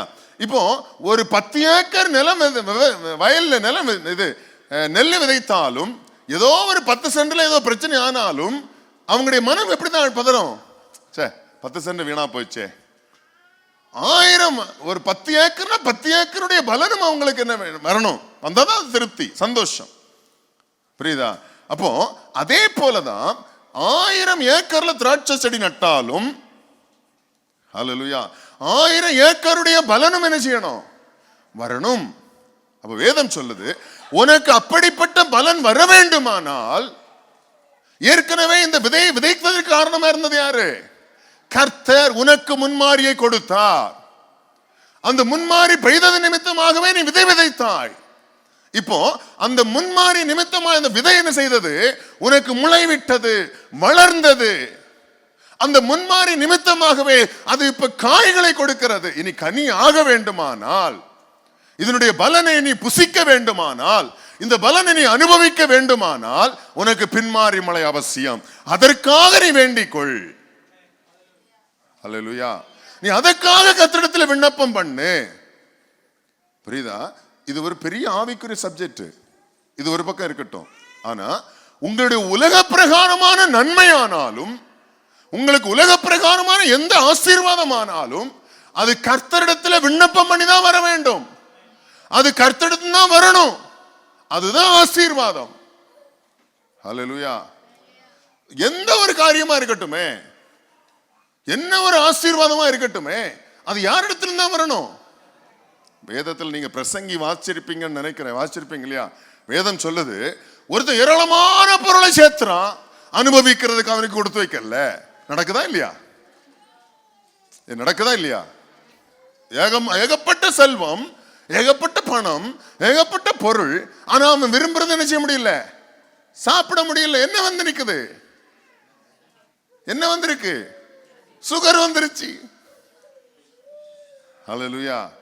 கேன்சர் வந்துருச்சு, வாயில பிரச்சனை வந்துருச்சு, வயிற்றுல பிரச்சனை வந்துச்சு, எல்லாம் இருக்கு. ஆனா என்ன செய்ய முடியல? சாப்பிட முடியல. பிரசங்கி அழகா சொல்றாரு, எவனோ ஒருத்தன் அனுபவிக்கிறான். புரியுதா? அப்ப இவன் இவ்வளவு காலமும் பாடுபட்டது, இவ்வளவு காலமும் பிரயாசப்பட்டது இவனுக்காக அல்ல, இன்னொருவனுக்கு. ஹல்லேலூயா. அவன் அனுபவிக்கும்படி கர்த்தர் அவனுக்கு அனுமதி கொடுக்கிறார். ஹல்லேலூயா. தேவ பிள்ளைகள் கவனிக்கணும். நான் கடினமாக உழைக்கிறேன், நேரம் காலம் பார்க்காம உழைக்கிறேன், ரெஸ்டே இல்லாம உழைக்கிறேன். அந்த பலனை நீ அனுபவிக்க வேண்டுமானால் கர்த்தருடைய அனுக்கிரகம் அவசியம், கர்த்தருடைய ஆசீர்வாதம் அவசியம். நீ ஏராளமான பொருளை சேர்க்கலாம், நீ கடினமா உழைச்சதுனால கர்த்தருடைய பலனை ஆசீர்வதித்து தந்திருக்கிறார். அதை அனுபவிப்பதற்கு உனக்கு கொடுத்து வைக்கலன்னு சொன்னா, நீ சம்பாதித்ததெல்லாம் எவனோ ஒருத்தனுக்கு அவன் என்ன பண்ணிருக்க மாட்டான், பண்படுத்தி இருக்க மாட்டான், விதைச்சிருக்க மாட்டான், பிரயாசப்பட்டிருக்க மாட்டான், சும்மா உட்கார்ந்து சாப்பிடுவான். ஹல்லேலூயா. இதுவும் மாயே, அப்படித்தானே சொல்லுது. ஆனா கர்த்தருடைய பிள்ளைகளுக்கு, கர்த்தரால் ஆசீர்வதிக்கப்பட்ட பிள்ளைகள் எப்படிப்பட்ட? அவங்க உழைப்பாங்க, அதனுடைய பலன் அவங்களுக்கு அதிகமாய் உண்டாகும். உண்டாகிறது மாத்திரமல்ல, அந்த பலனை அவன் அனுபவிப்பான். இதுவும் கர்த்தருடைய ஆசீர்வாதம். ஹல்லேலூயா. வாசிச்சிருக்கீங்களா அந்த வசனங்கள் எல்லாம்? வசனத்தை வாசி. அதாவது ஒருவனுக்கு தேவன் செல்வத்தையும் சம்பத்தையும் கனத்தையும் கொடுக்கிறார். அவன் என்ன இச்சித்தாலும், தெளிவான வசனம், காலகட்டத்துக்கு அப்படியே பொருந்தும் பார்த்துங்க. அவன் என்ன இச்சித்தாலும் நாமே பொறாமைப்படுற அளவுக்கு அதுக்கு அவனுக்கு கிடைக்கும். நம்ம நினைப்போம் ஜனத்தை, நம்ம இவ்வளவு தூரம் ஆண்டவரை விசுவாசிச்சு ஜெபம் பண்ணி முட்டி மோதி எனக்கு கிடைக்கல, துன்மார்க்கன் அவனுக்கு நடக்குது. புலம்பி இருக்கீங்களா யாராவது? ஹல்லேலூயா. நம்ம பேசியிருப்போம் இல்லையா? அவன் இவ்வளவு துன்மார்க்கம் பண்றான், நினைக்கிறதெல்லாம் நடக்குது. பணம் கொட்டுது இல்லையா? இஷ்டத்துக்கு இடம் வாங்குறான், பங்களா கட்டுறான், மாளிகை கட்டுறானே. நான் ஒரு வீடை கட்டி முடிக்கிறதுக்குள்ள என் பிராணனே போயிருது. ஹல்லேலூயா. பேசியிருப்போம் இல்லையா? சிந்திச்சிருப்போம் இல்லையா? கண்கள்ல பார்த்திருப்போம் இல்லையா? அவன் இச்சிக்கிறதெல்லாம் வாய்க்குதே. வாசிங்க. என்ன கிடை? குறைவே கிடையாது. ஆனாலும் கர்த்தர் என்ன சொல்றாரு? அவைகளை அனுபவிக்கும் சக்தியை தேவன் அவனுக்கு கொடுக்கவில்லை. நான் சொன்ன பாத்தீங்களா? அந்நிய மனுஷன் அதை அனுபவிக்கிறான். இப்படி நிறைய பேரை பார்த்திருக்கீங்களா? ஹல்லேலூயா. பாத்தீங்கன்னா நல்ல ஸ்வீட் பிரியரா இருப்பாங்க. எந்த ஸ்வீட்டை பார்த்தாலும் 1 லிட்டர் தண்ணி கிளவடியும், பாட்டில் வச்சுதான் பிடிக்கணும். ஆனா கண்ணுல பார்க்கலாமே ஒழிய அப்படியே தூக்கி வாயில போட முடியாது. ஏன்னு சொன்னா, கத்தி ஆண்டவர் எங்க வச்சிருக்காரு? தொண்டையிலே வச்சிருக்கிறாரு. ஹல்லேலூயா. இது உனக்கு சுவாஹா அப்படின்னு உள்ள போச்சா, உனக்கு ஆஹான்னு மாலை போட்டுருவாங்க. ஹல்லேலூயா. சொல்றது புரியுதா? அப்ப ஆண்டவர் எல்லாவற்றையும் அவனுக்கு கொடுத்தார். ஆனால் அதை அனுபவிக்கிற பலனை மாத்திரம் அவனுக்கு கொடுக்கல. அல்லேலூயா. இது கர்த்தர் செய்கிறாராம். புரியுதா? அவன் துன்மார்க்கனா இருக்கட்டும், தேவனை அறியாத மனுஷனா இருக்கட்டும், அவன் இச்சிக்கிறதெல்லாம் அவனுக்கு நடக்கட்டும், ஆனால் அதனுடைய பலனை அவனுக்கு அதை அனுபவிக்க விடாமல் தடுக்கிறது யாரு? கர்த்தர். அல்லேலூயா. இப்படி யாராவது இங்க இருக்கீங்களா? Praise the Lord. விண்ணப்பம் பண்ண வேண்டும். புரியுதா? இப்ப என்னுடைய உழைப்பின் பலன், நான் பிரயாசப்படுகிற பலன், நான் கடினப்பட்டு உழைக்கிறதை கர்த்தர் செய்கிறாரு, ஆசீர்வதிக்கிறார். அல்லேலூயா. ஆசீர்வதித்தது மாத்திரமல்ல, அதை அப்படியே நான் அனுபவிக்கும்படியாய் ஆண்டவர் எனக்கு அனுக்கிரகம் பண்ணி. எத்தனை பேருக்கு இந்த அனுக்கிரகம் கிடைச்சிருக்கு? நான் உழைக்கிறேன், நான் அனுபவிக்கிறேன். இப்படிப்பட்ட அனுக்கிரகம் நிறைய பேருக்கு இல்லையோ? கர்த்தருக்கு ஸ்தோத்திரங்களை மகிமைகளை ஏறடுங்க. அனுபவிக்கிறதற்கு ஒரு அனுக்கிரகம் வேணும். நீங்க அனுபவிக்காமல் போனால் யாரோ ஒருத்தங்க அனுபவிப்பாங்க. அல்லேலூயா. நீங்க பெருமை பாராட்டிட்டு இருக்க முடியாது. நான் உழைச்சேன், நான் சம்பாதிச்சேன், இன்னைக்கு நான் இப்படி. ஒண்ணும் கிடையாது. நீ அனுபவிச்சாதான் அது ஆசீர்வாதம். நிறைய பேருக்கு ஒரு விருப்பம் உண்டு, அப்படியே 10, 20, 30 கோடியா அப்படி டெபாசிட் ஏற ஏற ஏற பார்த்து பார்த்து சந்தோஷப்பட்டு இருப்பான். இவன் செத்துக்கிட்டே இருப்பான். அல்லேலூயா. அதிலிருந்து ₹1 எடுத்து செலவு பண்றதுக்கு விருப்பம் வராது. பார்த்திருக்கீங்களா? புரியுதுங்களா? எனக்கு நல்லா சம்பாதிக்கக்கூடிய பலனை கர்த்தர் தந்திருக்கிறாரு, ஆனா அதை அனுபவிக்கிறதுக்கு மன விருப்பம் வர்றது கிடையாது நிறைய பேருக்கு. அல்லேலூயா. சாப்பாட்டுல கணக்கு பார்க்கிறது. யாரா இருக்கீங்களா இங்க? சாப்பாட்டுல கணக்கு பார்க்கிறது. நீ இன்னைக்கு சாப்பிடலன்னு சொன்னா 10 வருஷம் கழிச்சு ஒரு உனக்கு சாப்பிட முடியாம போவோம். அதுக்கு சாப்பிட நினைக்கிறத சாப்பிட்டு தொலைஞ்சிருங்க. அல்லேலூயா. வேதம் சொல்லுது, பிரசங்கி தான் சொல்லி இருக்கிறாரு, இந்த உலகத்துல உனக்கு பலன் என்னது? சம்பாதிக்கிறது, சாப்பிடுறது, செத்து போறது. அந்த அவஸ்தாங்க பாத்தீங்களா? மனுஷன் புசித்து குடித்து தன் பிரயாசத்தின் பலனை அனுபவிப்பதை பார்க்கிலும் வேற ஒண்ணுமே கிடையாது. தின்னாது தொலைங்க. அல்லேலூயா. சேர்த்து சேர்த்து சேர்த்து அப்படியே டெபாசிட் ஏறிட்டு பார்த்துட்டு இருக்கிறதுல அல்ல ஆசீர்வாதம், அதை அனுபவிப்புதான் ஆசீர்வாதம். உனக்கு ஏதாவது விருப்பம் இருக்கா? சாப்பிடு. அல்லேலூயா. வேதம் சொல்லுது, கடையில விற்கப்படுகிற எந்த பொருளையும் நீ என்ன செய்யுங்க? பவுல் சொல்றாரு இல்லையா? கடையில் விற்கப்படுகிற எந்த பொருளையும் வாங்கி சாப்பிடுங்க. நீ என்ன செய்ய? சந்தேகப்படாம சாப்பிடு. நீ ஸ்தோத்திரத்தோடு அவைகளை புசின்னு இருக்காரு. அல்லேலூயா. பவுல் வாழ்ந்த காலத்துல கடை எப்படி இருந்துச்சு நமக்கு தெரியாது. அல்லேலூயா. அப்ப வாங்கி சாப்பிடுங்க, சமைச்சு சாப்பிடுங்க. உங்களுக்கு என்ன சாப்பிட தோணுதோ சாப்பிடுங்க. சாப்பிடுற விஷயத்துல ₹1 கூட பார்க்காதீங்க. நீ சம்பாதிக்கிறத நீ சந்தோஷத்தோடு அனுபவிக்கணும்னு சொன்னா கர்த்தருடைய அனுக்கிரகம் வேணும். புரியுதா? அப்படி ஒரு அனுக்கிரகம் தந்திருக்கிற போது நீயே அதுல கஞ்சத்தனம் பண்ணாத, நீயே அதுல தடையா நிக்காத. புரியுதா? நமக்கு தெரியாது நம்ம எவ்வளவு நாள் உயிரோடு இருப்போம். நீங்க எல்லாரும் நல்ல ஆயுசு நாள் கூட இருக்கணும்னு தான் கர்த்தர் விரும்புறாரு. நீங்க நல்லா இருக்கணும். ஆனா மனுஷனுடைய உயிர் யாருக்கு என்னைக்குன்னு தெரியவே தெரியாது. அப்ப என்ன செய்யலாம்? என்ன செய்யலாம்? வசனம் சொன்னது போல, பிரசங்கி சொன்னது போல, இந்த உலகத்தில் நீ ஜீவனம் பண்ணக்கூடிய நாட்களில் எல்லாம் புசித்து, எங்க சகோதரர்கள் உடனே குடித்தணும் அந்த குடிக்கு போயிருவாங்க. அந்த குடி அல்ல அது. புரியுதா? சாப்பிட்டா என்ன செய்யணும்? தண்ணி குடிக்கலாம். என்ன நடக்கும்? சாப்பிட்டது கீழே இருக்க முடியாது, செத்து போயிருவேன். அப்ப என்ன செய்யணும்? ஆமா, அதுதான் சொல்றாரு. புசித்து குடித்து உன்னுடைய பிரயாசத்தின் பலனை நீ என்ன செய்யணும்? இன்னொருத்தனுடைய பிரயாசத்தின் பலனை அனுபவிக்கணும்னு நினைக்க கூடாது. அல்லேலூயா. இன்னொருத்தர் உண்டாக்கி வச்சிருக்கிறத அனுபவிக்கணும்னு நினைக்க கூடாது. உன்னுடைய பிரயாசத்தின் பலனை நீ அனுபவிப்பதை பார்க்கிலும் இந்த உலகத்துல வேற ஒண்ணுமே நன்மை இல்லையா? அல்லேலூயா. இதுவும் தேவனுடைய கரத்தின் கிரியைகளே, தேவனிடத்திலிருந்து வரக்கூடிய ஆசீர்வாதமே. இந்த வசனத்தோட வித்தியாசம் புரிஞ்சா உங்களுக்கு? ஒருத்தனுக்கு எல்லாம் நடக்குது, இச்சிக்கிறதெல்லாம் வாய்க்குது, அவனுக்கு அனுபவிக்கிறது கர்த்தர் அனுமதி கொடுக்கிறது இல்ல. அல்லேலூயா. இந்த உலகத்துல நீ பிரயாசத்தின் பலனை நீ அனுபவிக்கும்படி உனக்கு ஆண்டவர் அனுக்கிரகம் பண்ணி இருக்கிறார். ஆனால் அது கர்த்தருடைய ஆசீர்வாதமே. அல்லேலூயா. எத்தனை பேர் கர்த்தருக்கு ஸ்தோத்திரம் சொல்றீங்க? அல்லேலூயா. நமக்கு ஒரு ப்ரௌட் இருக்கணுங்க. என்னுடைய பலனை நான் சாப்பிடுறேன், என்னுடைய பலனை நான் அனுபவிக்கிறேன். இதுலதாங்க பெருமை. இது கர்த்தர் எனக்கு தந்தது. அல்லேலூயா. கர்த்தரால் பெற்றுக் கொண்ட ஆசீர்வாதம் இது.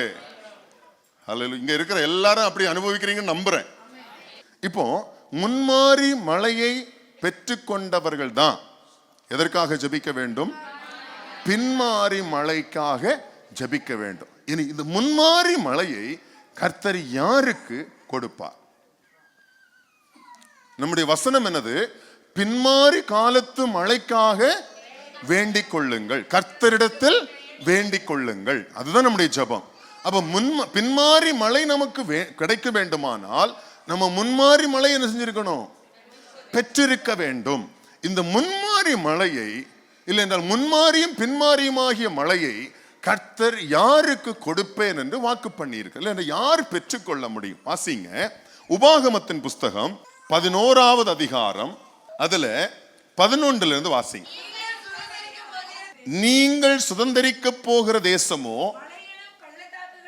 மலைகளும் பள்ளத்தாக்குகளும் உள்ள தேசம், அது வானத்தின் மழை தண்ணீரை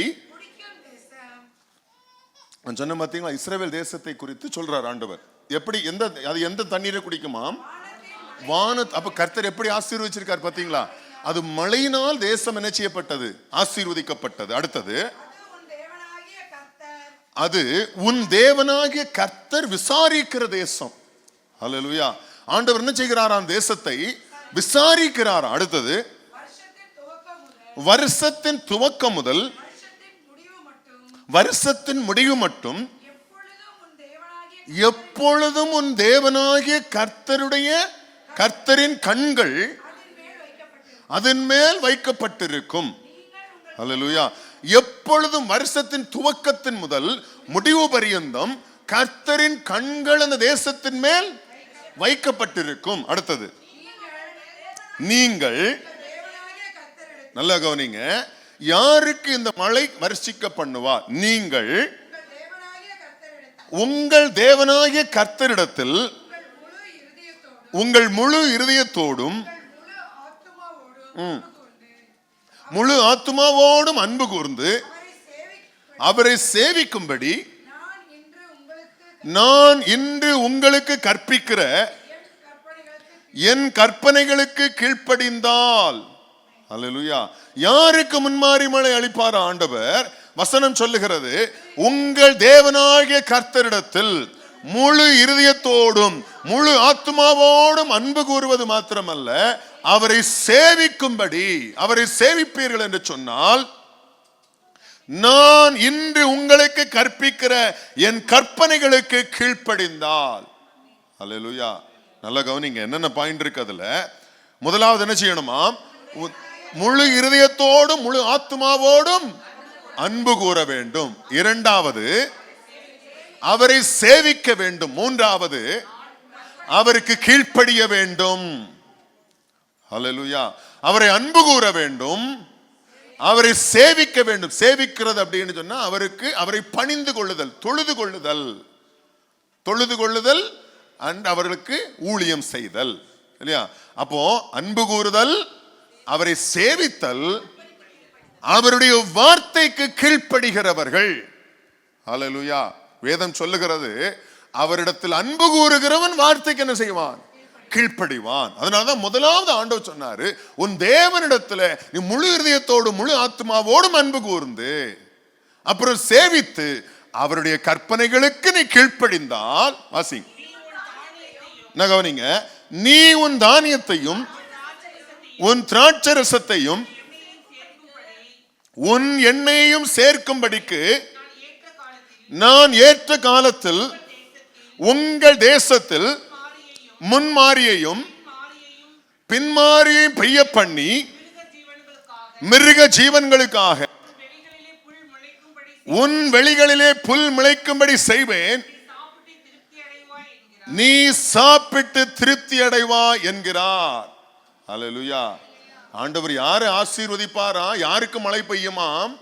அவரிடத்தில் அன்பு கூர்ந்து அவரை சேவித்து அவருடைய கற்பனைகளுக்கு கீழ்ப்படுகிறவர்களுக்கு. அல்லேலூயா. அவர்களுக்காக ஆண்டவர் என்ன செய்வாராம்? அது மாத்திரமல்ல, அடுத்த சொல், உன் தானியத்தையும் உன் திராட்சரசத்தையும் உன் எண்ணெயும் சேர்க்கும்படிக்கு. புரியுதா? இதுதான் பலனை அனுபவிப்பது. ஆமென். இந்த பலனை எல்லாம் நீ சேர்க்க வேண்டுமானால், பெற்றுக்கொள்ள வேண்டுமானால் என்ன செய்ய வேண்டுமா? என்ன நடக்கும்? ஏற்ற காலத்தில் உங்கள் தேசத்தில் முன்மாரியையும் பெய்ய பண்ணி, அடுத்தது யாருக்கெல்லாம் நன்மை உண்டாகும்? மிருக ஜீவன்களுக்காக புல் முளைக்கும்படி செய்வேன், நீ சாப்பிட்டு திருப்தி அடைவாய். அல்லேலூயா. அப்ப சாப்பிட்டு திருப்தி அடைகிறது யாருடைய வேலை? கர்த்தருடைய செயல். அல்லேலூயா. சாப்பிட்டு திருப்தி அடைகிறதும் கர்த்தருடைய செயலே. உன்னுடைய மிருக ஜீவன்கள் எல்லாம் திருப்தி அடைய வேண்டியதும் கர்த்தருடைய செயலே. அல்லேலூயா. அப்ப யாருக்கு மழையை கொடுப்பார் கர்த்தர்? அவரிடத்தில் அன்பு கூர்ந்து அவரை சேவித்து அவருடைய கற்பனைகளுக்கு கீழ்ப்படுகிறவர்களுக்கு. அடுத்தது வாசிங்க 16 இருந்து. உங்கள் இருதயம் வஞ்சிக்கப்படாமலும், நல்ல கவனிங்க, உங்கள் இருதயம் வஞ்சிக்கப்படாமலும் நீங்கள் வழி விலகி அந்நிய தேவர்களை சேவித்து அவர்களை நமஸ்கரியாமலும் இருக்கும்படி எச்சரிக்கையாயிருங்கள். இல்லாவிடில், நல்ல கவனிங்க, கர்த்தருடைய கோபம் உங்கள் மேல் மூண்டு. இப்ப கவனிக்கிறீங்களா? மழை பெய்யாமல் செய்கிறதும் கர்த்தர். மழை பெய்யாமல் போகவும் உன்னுடைய பலன் உனக்கு வராமல் போவதை செய்கிறவரும் கர்த்தர். வானத்தை, அதாவது உனக்கு ஆசீர்வாதம் வரக்கூடிய எல்லா வழிகளையும் கர்த்தர் அடைத்து போடுவார். கர்த்தர் உங்களுக்கு கொடுத்த நல்ல தேசத்திலிருந்து என்ன செய்யப்படுவீர்கள்? சீக்கிரத்தில் அழிந்து போவீர்கள் என்று வேதம் சொல்லுகிறது. அல்லேலூயா. அப்ப யாருக்கு இந்த ஆசீர்வாதம்? அவரிடத்தில் அன்பு கூர்ந்து அவரை சேவித்து கற்பனைகளுக்கு கீழ்ப்படுகிறவர்களுக்கு நிச்சயமாக கர்த்தர் ஆசீர்வாதத்தை வழங்காதிரார். அல்லேலூயா. கர்த்தர் ஆசீர்வதிப்பதற்கு ஒரு தடையும் கிடையாது. அல்லேலூயா.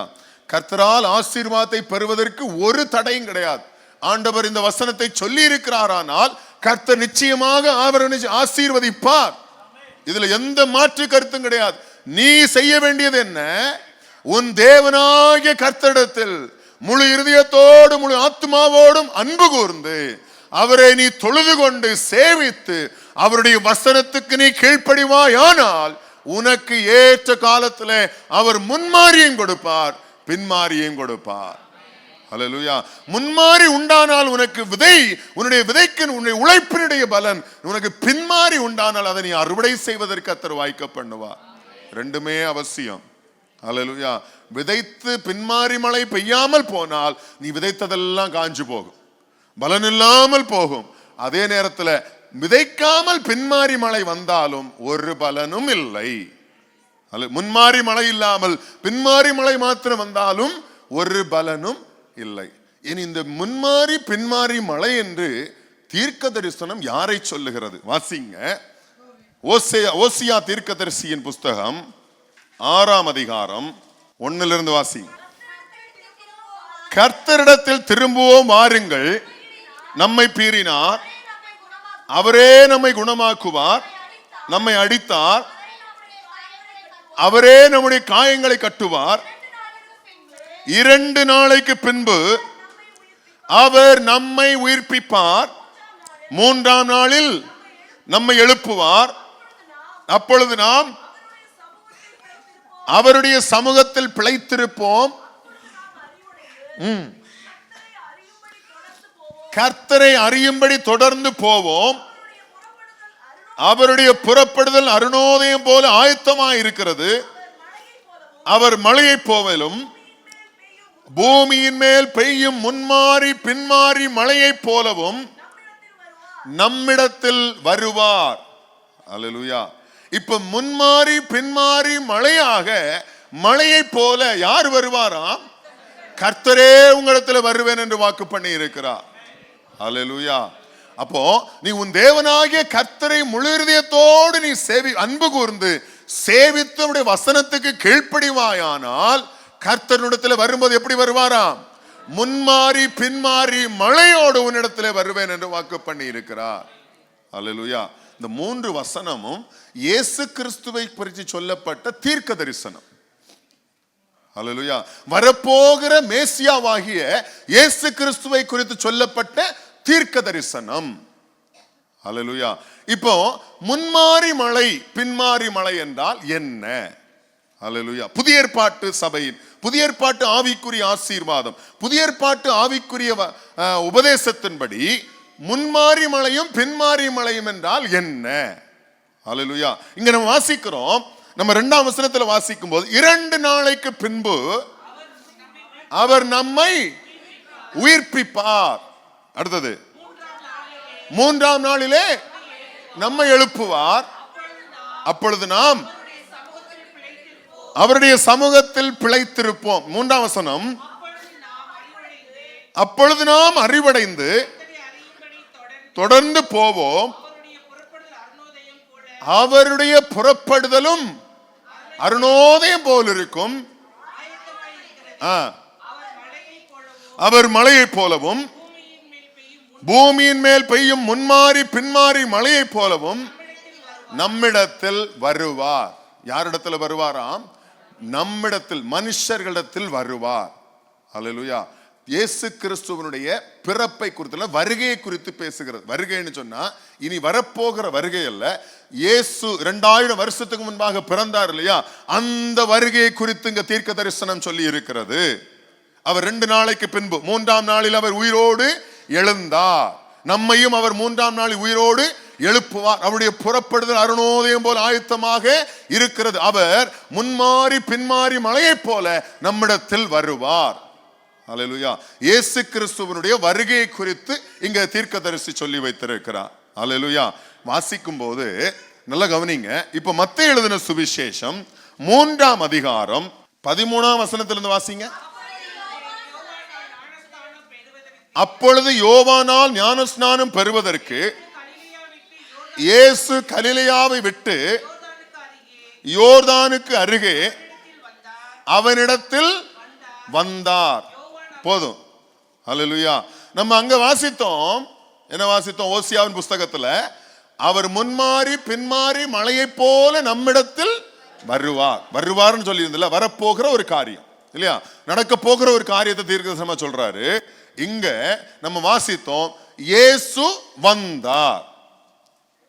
அல்லேலூயா. அப்படிதானே வாசிக்கிறோம். எதுக்காக வந்தாரு? ஞானஸ்நானம் பெறும்படி வந்தார். ஞானஸ்நானம் பெற்ற பிற்பாடு வாசிங்க 16 இருந்து.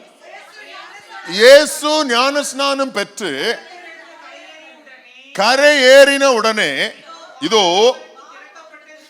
வானம் அவருக்கு திறக்கப்பட்டது. தேவ ஆவி புறாவை போல இறங்கி தம்மேல் வருகிறதை கண்டார். அல்லேலூயா. இப்போ இயேசு ஞானஸ்நானம் பெற்ற உடனே பரிசுத்த ஆவியானவர் புறாவை போல இயேசுவினிடத்தில் இறங்கி வருகிறதை கண்டார். இது எத்தனாவது வயசுல? 30வது வயதில் ஞானஸ்நானம் பெற்றார். அல்லேலூயா. இந்த 30 வயது வரையிலும், இந்த 30வது வயது வருகிற வரையிலும் இயேசு என்ன பண்ணிட்டு இருந்தாரு? தன் தகப்பனுக்கும் தாய்க்கும் ஒரு பிள்ளையை போல இருந்தார், ஒரு மகனாக இருந்தார். இதனால தன்னுடைய வீட்டுக்கு பிரயோஜனமா இருந்தது, வீட்டுக்கு, தகப்பனுக்கு, தாய்க்கு உதவியா இருந்துச்சு. ஆனா வேற ஒருவருக்கும் என்ன வரல, பிரயோஜனம் வரல. அல்லேலூயா. வேற ஒருவருக்கும் ஆசீர்வாதம் வரல. எப்போ ஆசீர்வாதம் வந்தது என்று சொன்னால், இயேசு ஞானஸ்நானம் பெற்று கரையேறின பிற்பாடு பரிசுத்த ஆவியானவர் புறாவை போல அவர் மேல் வந்து இறங்கினார். அல்லேலூயா. இதுதான் முன்மாரியின் அனுபவம். அல்லேலூயா.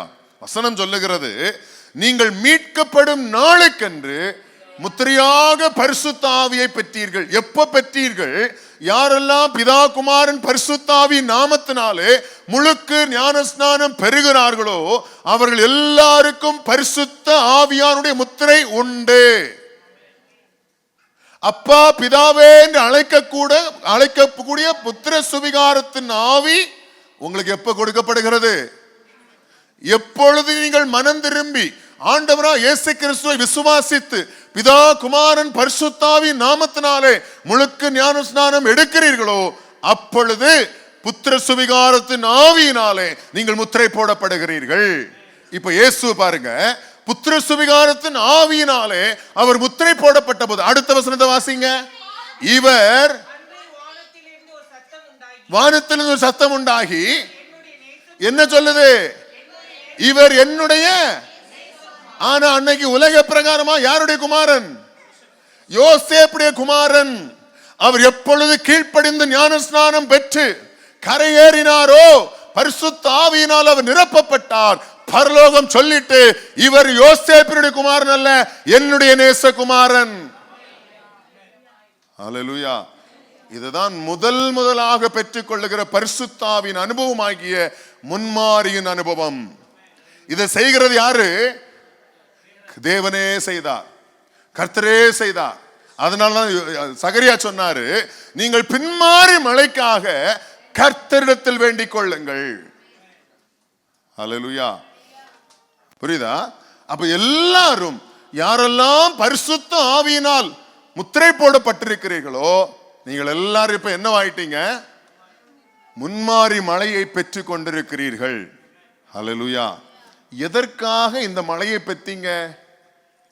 இந்த மழை எதற்காக பெற்றுக் கொண்டீங்கன்னு சொன்னா, விதைக்கப்படுவதற்கும், அல்லேலூயா, அது முளை விடுவதற்கும், அது வளர்ந்து பலன் கொடுப்பதற்கும். அல்லேலூயா. முதல் அனுபவமே முதலாவதாக ரட்சிக்கப்பட்டு ஞானஸ்நானம் பெற்ற போது பரிசுத்த ஆவியானவர் புறாவை போல இயேசு கிறிஸ்துவின் மேல் வந்து இறங்கினது போல, யாரெல்லாம் விசுவாசித்து மனம் திரும்பி ஞானஸ்நானம் பெறுகிறார்களோ அவர்கள் எல்லாருக்கும் பரலோகத்திலிருந்து புத்திர சுவிகாரத்தின் ஆவியினாலே முத்திரை போடப்படுகிறீர்கள். இப்போ உலக பிரகாரமாக நீங்கள் ஒரு தாய் தகப்பனுக்கு பிறந்த பிள்ளையாக இருக்கலாம். பரலோகத்தின் பார்வையில நீங்க இன்று இவரை ஜனிப்பித்தேன். அல்லேலூயா. இன்று இவர் என்னுடைய நேசகுமாரன், இன்று இவர் என்னுடைய நேசகுமாரத்தி என்று புத்திர சுவிகாரத்தின் ஆவியை பெறுகிறீர்கள். அல்லேலூயா. இந்த முன்மாரி மழையின் அனுபவம் புரியுதுங்களா? இது சும்மா கொடுக்கப்படுறது அல்ல, இதை வாங்கிட்டு சும்மா உட்கார்ந்துட்டு போறதுக்கு அல்ல. இயேசு பரிசுத்த ஆவியின் அபிஷேகத்தை பெற்ற பிற்பாடு, முதல் முத்திரையை, முதல் முன்மாரி மழையை அவர் பெற்றுக்கொண்ட பிற்பாடு அடுத்தது உடனே என்ன செய்யப்பட்டார்? சோதிக்கப்பட்டார். புரியுதா? சோதிக்கப்படும் போது 2 ஆவிகள் அவரை சோதிச்சது. இல்லைன்னா 2 ஆவி கூட இருந்தது. யாரெல்லாம்? பிசாசின் ஆவியும் பரிசுத்த ஆவியும். கொண்டு போனதே யாருதான்? அவர் சோதிக்கப்படுவதற்கு ஆவியானவராலே கொண்டு போகப்பட்டார். சோதிக்கப்படும் போது யார் இருக்கிறா கூட? ஆமா, சோதிக்கப்படுவீர்கள் என்று சொன்னால் பயப்படாதீங்க. கூட யார் இருக்கிறா?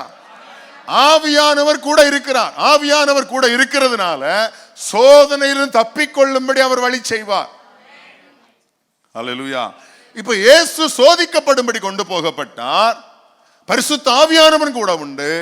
கூட யாரு இருக்கிறா? சோதனைக்காரனாகிய பிசாசானவன். இப்ப சோதனை முடிந்தது. சோதனை முடிந்த உடனே இயேசு செய்த காரியம் என்ன? அல்லேலூயா. இயேசு என்ன செய்தார்? அதே 4ஆம் அதிகாரத்துல 17ஆம் வசனத்தை வாசி. அது முதல் இயேசு மனம் திரும்புங்கள், பரலோக ராஜ்யம் சமீபத்தது என்று பிரசங்கிக்க தொடங்கினார். வசனத்தை பேசி பிரசங்கிக்க தொடங்கினார், விதைக்க ஆரம்பித்தார். அல்லேலூயா. அப்ப யாரெல்லாம் ஞானஸ்நானம் பெற்று பரிசுத்த ஆவியின் முத்திரை பெற்றிருக்கிறீர்களோ யாரும் சும்மா இருக்க கூடாது என்று வேதம் சொல்லுகிறது. அல்லேலூயா. நீங்க எதனால ஞானஸ்நானம் பெற்றீங்க? நீங்க எதனால பரிசுத்த ஆவியின் முத்திரையை பெற்றுக் கொண்டீங்க? ஒரு காலத்தில் உங்களுடைய நிலம் வறண்டு போனதாக இருந்தது, பிரயோஜனமற்றதாக இருந்தது. அல்லேலூயா. அந்த நிலத்தை பண்படுத்தி ஆண்டவர் ஒரு நாளிலே உங்களுக்காக மழையை வர்ஷிக்க பண்ணி உங்களுக்கு ஆண்டவர் விதையை விதைத்து உங்களுக்கு ஒரு பலனை கர்த்தர் தந்தார், முளைக்கும்படி செய்தார். இயேசுவும் அதே போல பரிசுத்த ஆவியின் அபிஷேகத்தை பெற்று, அல்லேலூயா, இப்ப என்ன செய்கிறாருன்னா தேவன் அருளிய எல்லா வார்த்தைகளையும், இயேசு யோவான் எழுதின சுவிசேஷம் சொல்வார், அவர் தந்த, பிதாவே நீர் எனக்கு தந்த வார்த்தை அல்லாமல் வேறு ஒன்றை நான் இவர்களுக்கு கொடுக்கவில்லை. அல்லேலூயா. அவர் அருளின எல்லா வார்த்தைகளையும் கொடுத்தேன் என்று சொன்னார். அல்லேலூயா. இப்ப இயேசு பிரசங்கிக்க ஆரம்பிக்கிறார். புரியுதா? ஏராளமான ஜனங்கள் அவருடைய செய்தியை கேட்கிறாங்க, அநேகர் சொஸ்தமாக்கப்படுறாங்க. இதுதான் பரிசுத்த ஆவியானவருடைய கிரியை, வெளிப்பாடு. அல்லேலூயா. நான் சொன்னேன் பாத்தீங்களா, அது என்ன செய்ய வரும்? முளைவிட ஆரம்பிக்கும், அது வளர ஆரம்பிக்கும். இப்படி வளர்ந்து இயேசு இப்ப பரிசுத்த ஆவியின் நிறைந்தவராக இவர் ஊழியம் செய்து கொண்டிருக்கிறார். அல்லேலூயா. இன்னும் பின்மாறி மழையை இயேசு என்ன செய்யல? பெற்றுக்கொள்ளவில்லை. அல்லேலூயா. புரியுதா? இப்போ இயேசு ஆவியிலே பலன் கொண்டு வளர்ந்து இன்னும் ஊழியம் செய்து அநேகருக்கு உபதேசம் பண்ணி இப்படி ஆவியில வளர்ந்து கொண்டே இருக்கிறார். அல்லேலூயா. இப்போ மத்தேயு எழுதின சுவிசேஷத்துல வாசிக்கும் போது 17வது அதிகாரம் 1ஆம் வசனத்தை வாசிங்க.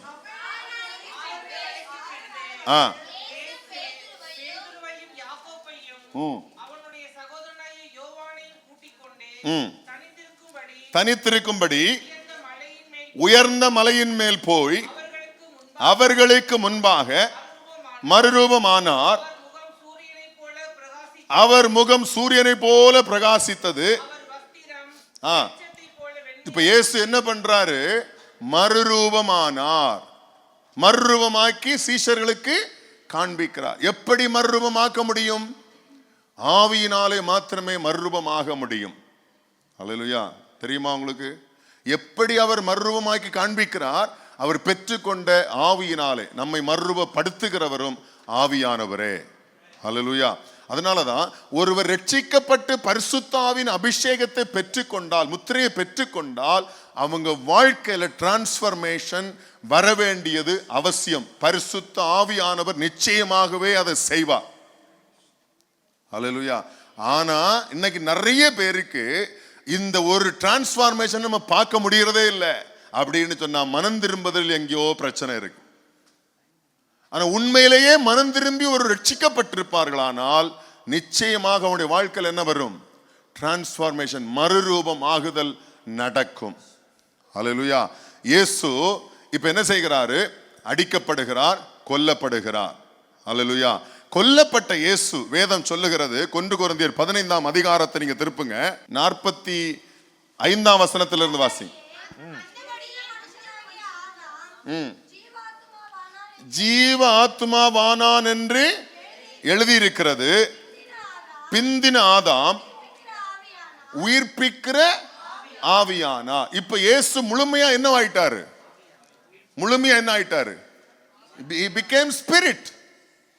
இப்ப அவரிடத்துல என்ன இல்ல? மாமிசம் இல்ல. இயேசு மரித்து உயிர்த்தெழுந்து என்னவாயிருக்கிறாரு? முழுமையாக ஆவியாயிருக்கிறார். அல்லேலூயா. இவ பின்மாறி மழையை பெற்றுக் கொள்ளுகிறவர்கள் யார்? பின்மாறி மழையை பெற்றுக் கொள்ளுவார், லேட்டர் ரெயினை பெற்றுக் கொள்ளுவாங்க. இல்லை என்றால் லேட்டர் ரெயினை யார் பெற்றுக் கொள்ளுவார்களோ அவர்கள் என்ன செய்வாங்கன்னு சொன்னா, மாமிசம் அவர்களிடத்தில் வெளிப்படவே படாது. அல்லேலூயா. மாமிசத்தின் கிரியைகள் அவரிடத்தில் வெளிப்படவே படாது. அதுக்கு ஆதாரம் இயேசு உயிர்ப்பிக்கிற ஆவியான உயிர். அப்படியே எப்படி ஆயிட்டாரு? ஆவியாக மாறினார். அல்லேலூயா. ஆவியா மாறிட்டு இப்போ சீஷர்கள் வந்து என்ன செய்றாங்க? உயிர் தெழுந்த பிற்பாடு சீஷர்கள் முன்னாடி தரிசனம் ஆகிறார். யோவான் எழுதின சுவிசேஷம் நல்லா கவனிங்க. அதனுடைய 20வது அதிகாரத்தினுடைய 21ஆம் வசனத்திலிருந்து வாசிங்க. இயேசு மறுபடியும் அவர்களை நோக்கி, உங்களுக்கு சமாதானம் உண்டாவதாக, பிதா என்னை அனுப்பினது போல நானும் உங்களை அனுப்புகிறேன் என்று சொல்லி அவர்கள் மேல் ஊதி பரிசுத்த ஆவியை பெற்றுக்கொள்ளுங்கள் என்றார். இப்ப பரிசுத்த ஆவியை அவர்கள் மேல் ஊதி, யார் மேல? சீஷர்கள் மேல ஊதுறார். புரியுதா? ஊதும் போது இப்ப இவர் எப்படி, என்ன டிரான்ஸ்ஃபர்மேஷன்ல இருக்காரு? ஸ்பிரிட். புரியுதா? மாமிசத்தில் அல்ல. புரியுதா? அப்ப லேட்டர் ரெயின் என்பது இந்த ஆவிக்குள்ளாகிற அனுபவம், இல்லைன்னா ஆவியானுடைய டிரான்ஸ்ஃபர்மேஷன். அல்லேலூயா. இது புதிய ஏற்பாட்டு ஆவிக்குரிய அனுபவம். புரியுதா? இப்போ சீஷர்களுக்கு முன்பாக வந்து நின்று அந்த ஆவியாய், உயிர்ப்பிக்கிற ஆவியாய் இருக்கிற இயேசு அவர்கள் மேல் ஊதி பரிசுத்த ஆவியை பெற்றுக்கொள்ளுங்கள். இது சீஷர்கள் பெற்றுக்கொண்ட முன்மாரியின் அனுபவம். புரியுதா? சீஷர்கள் பெற்றுக்கொண்ட முன்மாரியின் அனுபவம். இப்போ ஊதி அவர்கள் பரிசுத்த ஆவியை பெற்றுக்கொள்ளுங்கள் என்று அவர்கள் வாக்கு பண்றார். அடுத்தது பாத்தீங்கன்னா 40 நாள் இயேசு என்ன செய்கிறாரு? இந்த உலகத்துல உயிர்ப்பிக்கிற ஆவி, அதாவது டிரான்ஸ்ஃபர்மேஷன் ஆன இயேசு ஊழியம் பண்றார். ஊழியம் பண்ணி 120 பேர் என்ன செய்யறாங்க? ஒலிவ மலையில வந்து நிக்கிறாங்க. ஒலிவ மலையில் வந்து நின்ற போது அங்க ஒரு வாக்குத்தத்தம் கொடுக்கப்படுகிறது. அல்லேலூயா. இங்க ஒரு வாக்குத்தத்தம் கொடுக்கப்பட்டது இல்லையா? இங்க ஒரு காரியத்தை ஆண்டவர் சொன்னார், பரிசுத்த ஆவியை அவர்கள் மேல் ஊதி நீங்கள் பெற்றுக்கொள்ளுங்கள் என்று சொன்னார். இரண்டாவது, அப்போஸ்தலர் 1ஆம் அதிகாரத்தில் வரும்போது ஆண்டவர் சொன்னாரு, நீங்கள் எருசலேமிலே போய் காத்திருங்கள், உங்களுக்கு பரிசுத்த ஆவியானவர் வருவார். வாக்கு பண்ணப்பட்ட பரிசுத்த ஆவியானவர் உங்களிடத்தில் வருவார். அல்லேலூயா. இப்போ இந்த வார்த்தையை நம்பி விசுவாசித்து எத்தனை நாள் காத்திருந்தாங்க? 10 நாள். 9 நாள் காத்திருந்தார்கள். 10வது நாள் இந்த வாக்குத்தத்தம் பண்ணப்பட்ட யோவேல் தீர்க்கதரிசியின் புஸ்தகத்தில் நாம் வாசித்த அந்த முன்மாரியும் பின்மாரியுமா என்று வாக்கு பண்ணப்பட்ட அந்த ஆவியானவர் மேல் வீட்டறையிலே பெந்தேகோஸ்தே நாள் வந்தபோது 120 பேர் மேலும் வந்து அமர்ந்தார். அல்லேலூயா. இப்ப 120 பேரும் என்ன செய்தார்கள்? இந்த பின்மாரி மலையை பெற்றுக்கொண்டார்கள். அல்லேலூயா. பின்மாரி மலையை பெற்றுக்கொண்ட போது பேதுரு எடுத்து சாட்சியா சொன்ன வசனம் எது தெரியுமா? யோவேல் எழுதின தீர்க்கதரிசியின் புஸ்தகத்தின் 2ஆம் அதிகாரத்தில் உள்ள வசனம். அல்லேலூயா. வாசிக்கும் போது வாசிக்க வேண்டாம், நான் ஒரே ஒரு வசனத்தை மட்டும் வாசிங்க. கடைசி நாட்களிலே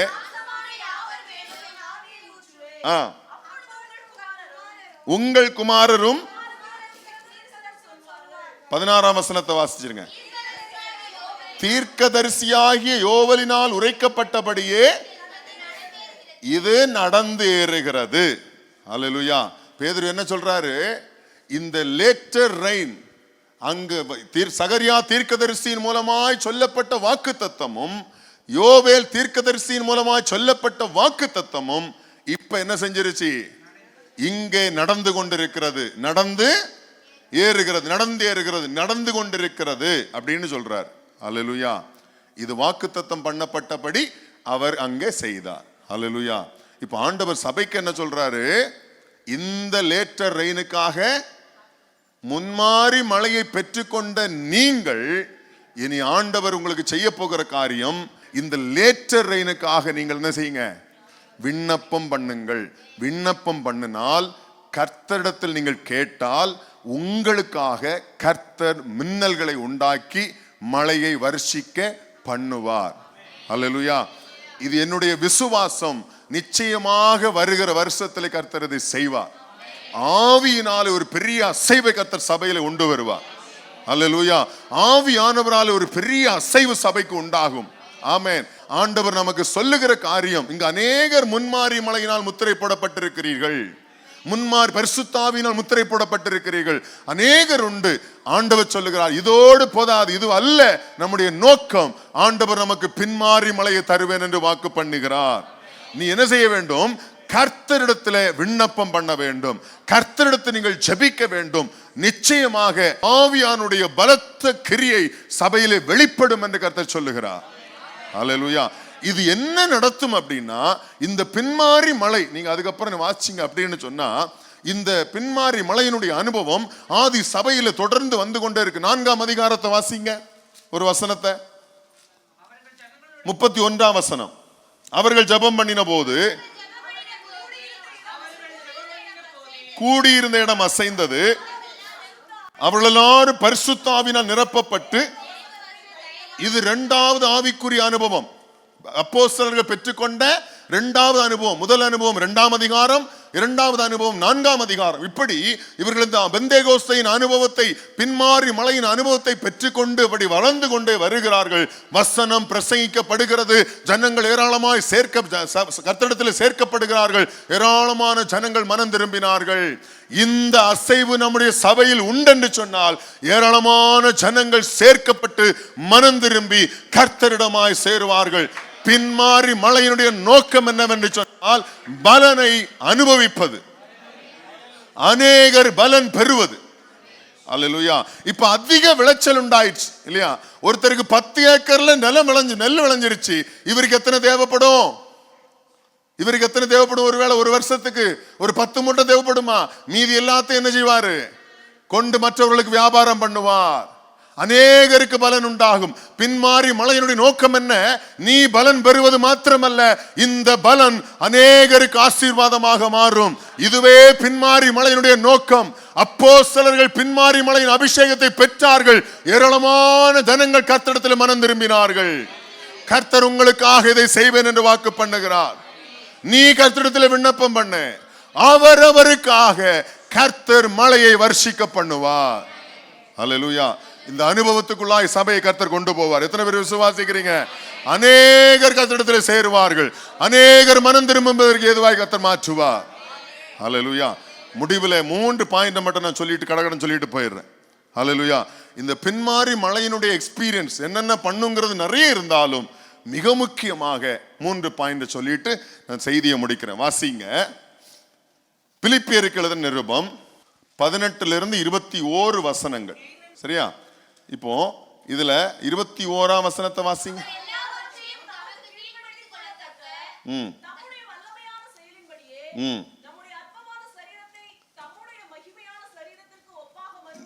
நம்முடைய அற்பமான சரீரத்தை தம்முடைய மகிமையான சரீரத்துக்கு ஒப்பாகும்படி மறுரூபப்படுத்துவார். பின்மாறி மலையினுடைய நோக்கம் என்னவென்று சொன்னால், தம்முடைய சரீரத்துக்கு ஏற்ற அந்த மகிமையுள்ள சரீரத்து தன்னுடைய மகிமைக்கு ஏற்ற விதமாய் நம்மை மறுரூபப்படுத்துவார். அல்லேலூயா. 2வது 2 கொரிந்தியர் 3ஆம் அதிகாரம் 17-18. கர்த்தரே ஆவியானவர், கர்த்தருடைய ஆவி எங்கேயோ அங்கே விடுதலை உண்டு. நம்ம எல்லாரும் திறந்த முகமாய்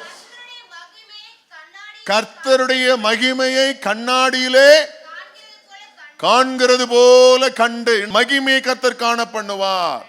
நம்முடைய கண்கள் காணும்படி கர்த்தர் செய்வார்.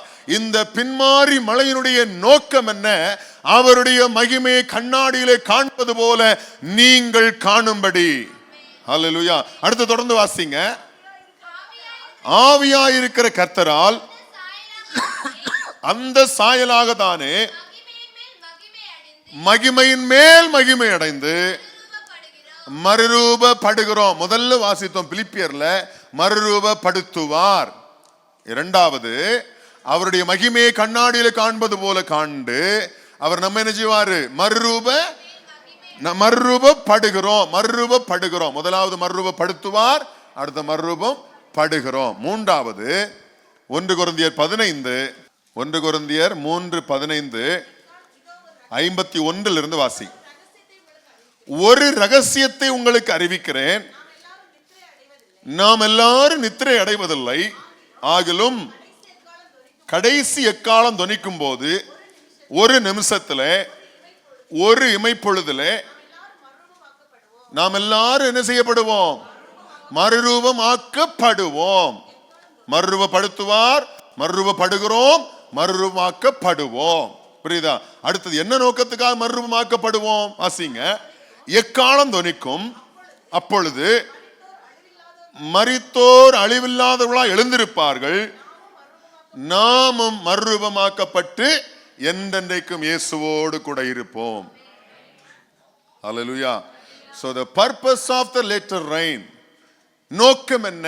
ஏராளமான நோக்கங்கள். ஆதி சபை அப்போஸ்தலர் நடவடிக்கைகளை வாசிக்கும் போது அப்போஸ்தலர்கள் சீஷர்கள் என்னெல்லாம் செய்தார்களோ இதெல்லாம் லேட்டர் ரெயினுடைய பலன், எல்லாம் லேட்டர் ரெயினுடைய கிரியைகள். நோக்கம் என்ன? நம்ம எல்லாரும் மறுரூபமாக்கப்பட்டு அவரோடு கூட, இயேசுவோடு கூட, அவருடைய சாயலாகவே மாறி என்றென்றைக்கும் அவரோடு கூட இருப்போம். அல்லேலூயா. எத்தனை பேருக்கு இந்த விருப்பம் உண்டு? ஆமா. முதலாவது என்ன செஞ்சிருக்கணும்? மனம் திரும்பி விசுவாசித்து ஆண்டவராய் இயேசு கிறிஸ்துவை சொந்த இரட்சகராக ஏற்றுக்கொள்ளுகிறவர்களுக்கு, முழுக்கு ஞானஸ்நானம் பெறுகிறவர்களுக்கு முன்மாறி மழை பெய்யும். அதான் பரிசுத்த ஆவியினுடைய முத்திரை. புரியுதா?